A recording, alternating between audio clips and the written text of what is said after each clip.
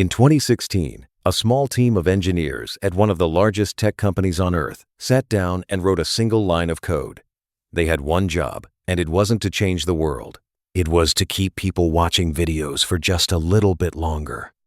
No hidden agenda, no malice, just a number on a corporate dashboard they wanted to make go up. Within 3 years, that single line of code had helped construct something entirely unprecedented. It didn't just increase watch time. It built insular online communities, equipped with their own self-styled prophets, their own unyielding scripture, and their own mortal enemies. Communities so powerful that everyday people were cutting off their actual, real-world families just to remain inside them. The engineers didn't design a cult. The machine figured out how to build one all by itself. Now, to understand how this actually happens, we have to start with the incredibly boring part, because the boring part is the entire story. Recommendation systems, the underlying architecture behind YouTube, TikTok, or Facebook, are fundamentally lazy. They don't possess opinions. They aren't trying to radicalize you, and they don't care about politics. They are designed to maximize exactly one thing: engagement. Watch time, clicks, comments, shares. That is the entire mission statement. If the machine keeps your eyeballs glued to the glass, it wins. But here is the catch. The algorithm is entirely blind to why you are watching. It cannot differentiate between a video that keeps you watching because it's a genuinely fascinating science documentary and a video that keeps you watching because it makes you feel deeply afraid, uniquely special, or inherently chosen. And as it turns out, those 3 specific emotional triggers, fear, uniqueness, and chosenness, are the exact same psychological levers that every high-control group and cult leader in human history has used to recruit members. The algorithm didn't read a sociology textbook. It didn't have to. Through billions of tiny, automated experiments every single second, it simply noticed a pattern. Indignation and mystery keep people online longer than nuance does. So, it did what any good machine would do. It kept serving more of it. Let's look at how this plays out in practice, away from the abstract math. Imagine an ordinary person having a difficult year. They're isolated, maybe they lost their job, and they're looking for answers. They click on a single video, something mild. Maybe a conspiracy theory debunking video, or a fringe alternative health clip. The machine registers that they watched the entire thing without clicking away. It notes the data point. Next, it offers something slightly more intense. Then, a 3-hour live stream where a host looks directly into the lens, talking to the audience like they are old friends. Suddenly, our user drops into the comment section, and the comments are a revelation. It's full of thousands of other isolated dots who stumbled into this exact same room via the exact same automated recommendations. They start talking. "I thought I was the only one who saw this. My family thinks I've lost my mind, but you guys get it. We are the only ones who know what's really coming." Notice what is missing here.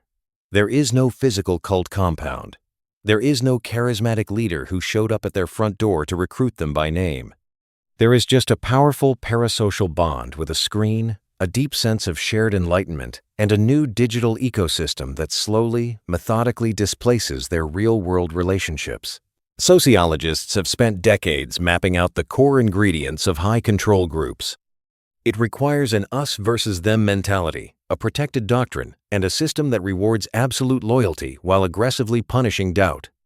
The code didn't intend to check those boxes, but because checking those boxes happens to produce the highest possible user retention metrics on the planet, the code automatically optimized for it anyway. The most striking element of this story is that the engineers who built this architecture didn't see it coming. Not until the whistleblowers and academic researchers started shining a light into the machine. Former platform developers have since gone public, describing how they had to build specialized internal dashboards just to track how aggressively their own recommendation engines were nudging everyday users toward extremism. The internal research confirmed what independent studies had been screaming for years. Content that triggers anger, fear, or a sense of possessing secret insider knowledge consistently outperforms calm, measured discussion. Once these automated algorithmic communities form, they become self-sustaining perpetual motion machines. The users realize that the most extreme, sensational statements get the most views. So, they create more of it. The algorithm rewards them with massive reach. The tone of the community intensifies, filtering out anyone who asks reasonable questions until only the truest believers are left.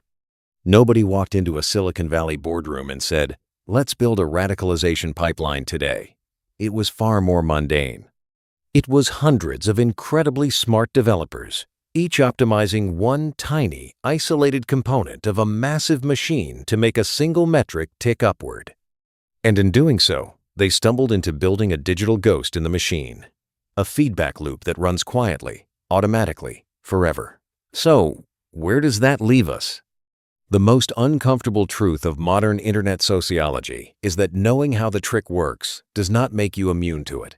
The algorithm doesn't care if you've watched documentaries about recommendation loops. It only cares if you click the next thumbnail.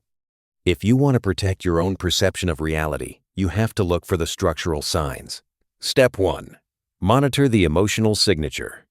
If a piece of content or a new online space is making you feel uniquely enlightened, uniquely chosen, or uniquely under attack compared to everyone else in your everyday life, that is not a revelation. That is the exact emotional fingerprint the machine is designed to exploit to keep you watching. Step 2. Identify isolation mechanics. Watch the language of the creators you follow. If a community begins framing outsiders, including your friends, colleagues, or your own family as blind sheep who just don't get it, they are deploying an ancient cult tactic wrapped in modern software. And step 3. Manually break the loop. The machine can only construct a reality tunnel out of the data you feed it. Every time you deliberately click on content completely outside your usual habits, search for contrary perspectives, or simply close the application, you break the system's predictive model faster than any privacy settings menu ever could. The truly terrifying thing about the architecture of the modern internet isn't that massive tech conglomerates decided to build digital cults on purpose. It's that they didn't have to. All it took was an automated system, an aggressive corporate metric, and billions of tiny, hyper-optimized nudges, each one so small and insignificant on its own that it looked completely harmless. That is how the modern high-control group is assembled, not on a secluded compound behind high walls, but quietly, seamlessly, right inside your feed. If this breakdown made you look at your own recommendation feed a little differently, that means that data is working. Hit subscribe, leave a comment below with your thoughts, and let's keep tracing the hidden machinery running right beneath the surface of our digital lives. I'm Undercurrent. Thanks for watching.